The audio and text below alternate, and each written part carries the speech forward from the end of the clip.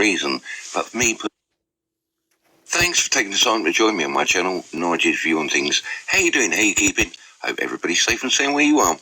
Now, if you're sitting there wondering why you're looking at a DEFCON 3 sign, we're going to be dealing with this in the next video.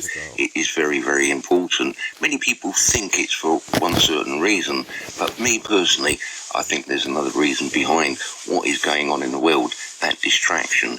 So, if it's your first time here and you're interested in what I've just said, hit that subscribe button, hit that notification bell, and don't forget to select all. But in this video, what we're going to be looking at is in the sky. Surprise, surprise. We're going to be looking at this and also this. This guy's a master. The first thing we're going to be looking at is from John Boy's channel. Thanks for letting me show this, and I'll leave the links to his channel in the description box down below. And for the video, we're going to be watching one of his videos in the next video, if that makes any sense. If you like his content, please go over and subscribe. Be appreciated. What we're actually looking at is a time lapse. So what actually happens, it happens very, very quickly. I'm going to slow it down and we'll have another look at it in 1 second. But if you blink, you might miss it.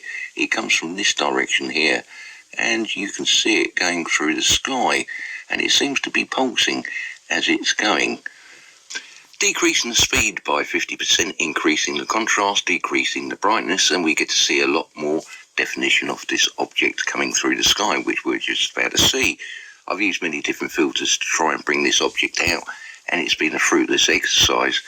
Nothing seems to sort of like enhance it any more than what I'm doing here. Which leads me to believe that if we were looking at the sky in real time, would we actually get to see this object? And I think the answer to that would be, and if you're looking directly at it and you know exactly where it was, you wouldn't get to see it because it blends into the background just like a chameleon. There's a number of oddities that we can view because we slowed it down, and we get to see just that little bit more.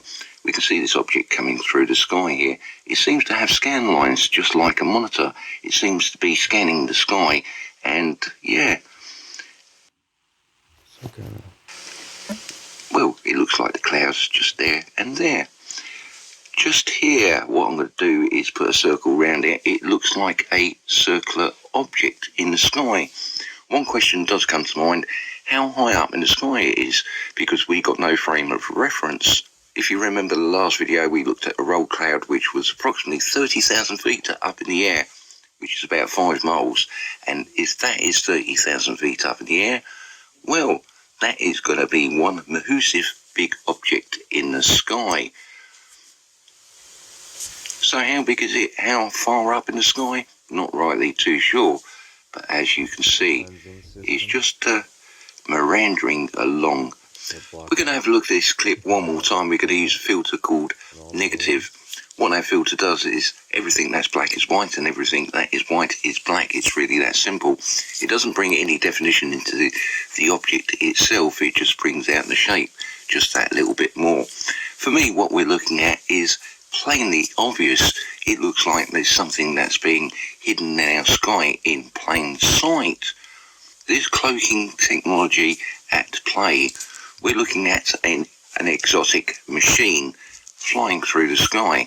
The question to be asked, is it theirs or is it ours? Being round, as you can see there, is it possible that what we're looking at is a lens system being moved through the sky? As I've said, wherever it is, it shouldn't be there in the first place. And it's not it's not a lens flare or a lens anomaly. Most probably just a bit of water being blown across the lens. That's what it must be. That's the answer. Of course, technology in our skies, you've got to be mad, Nige. Next video, Dirty Skies, California. Great channel. I'll leave the links to this in the description box down below for his channel and the video itself. If you like his work, please go over and subscribe. And once again, thank you very much for letting me use this bit of footage to show everybody that there's something wrong in our skies.